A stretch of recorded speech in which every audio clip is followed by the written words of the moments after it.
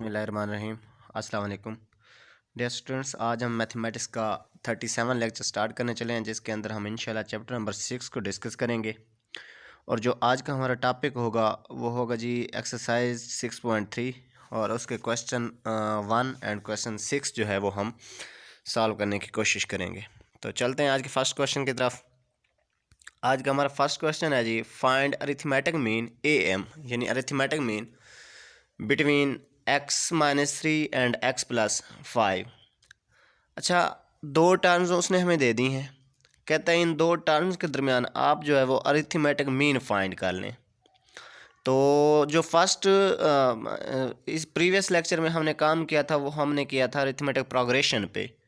तो इस लेक्चर में हम काम करने जा रहे हैं अरिथमेटिक मीन पे। तो हमारे पास जो अरिथमेटिक मीन फाइंड करने का फार्मूला होता है ये होता है जी a+b/2। यहाँ पे मैंने लिख दिया हुआ है कि a is equal to a+b/2। Here a means arithmetic mean. अब देखें, हमारे पास उसने दो टर्म्स हमें दे दिए। एक वो कहता है x-3 है, हम इसको a का नाम दे देते हैं, और दूसरी टर्म उसने कहा है x+5 है, तो हम इसको b का नाम दे देते हैं। लेट कर दिया हमने कि a is equal to x-3 and b is equal to x+5। हम जानते हैं कि अरिथमेटिक मीन जो है वो इक्वल होता है a+b/2 के। तो इस फार्मूला में इसकी वैल्यूज पुट कर देते हैं a और b की। तो ये हमारे पास x-3 प्लस इंटू x+5/2। फिर x प्लस एक्स 2x और -3 + 5 तो 2 बन जाएगा /2। 2 हम यहाँ से अगर कॉमन ले लें तो 2 इंटू x+1/2।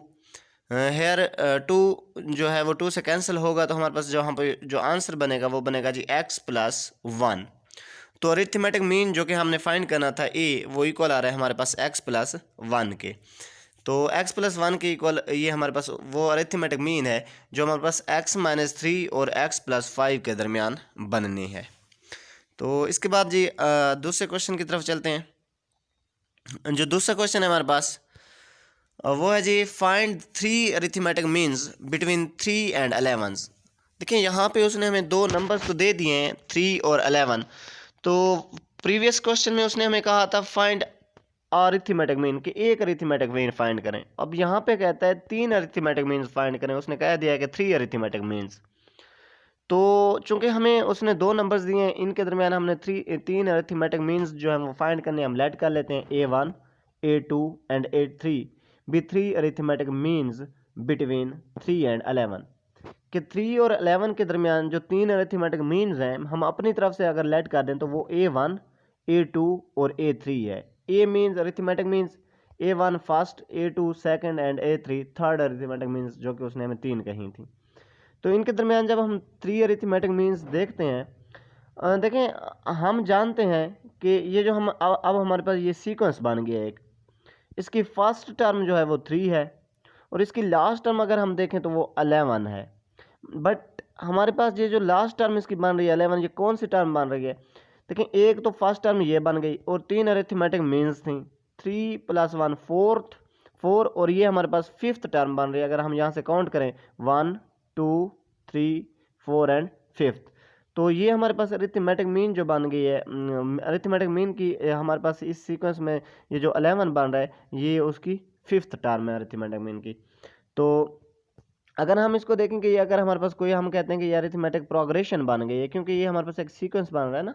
तो सीक्वेंस में हमारे पास अरिथमेटिक प्रोग्रेशन में हम देखते थे कि अगर कॉमन डिफरेंस सेम होता था तो हम कहते थे कि वो हमारे पास अरिथमेटिक प्रोग्रेशन है। तो इसलिए हम इसे क्या कह देते हैं, अरिथमेटिक प्रोग्रेशन। यहाँ पे फर्स्ट टर्म जो है वो 3 के इक्वल है और फिफ्थ टर्म जो है वो 11 के इक्वल है।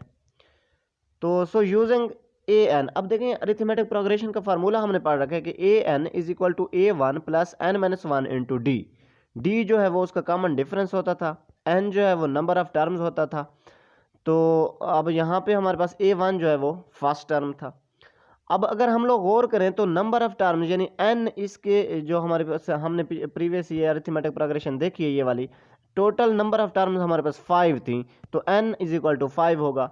सो ये हमारे पास A5 is equal to A1 + 5 - 1 मतलब 4 इंटू डी बन जाएगा।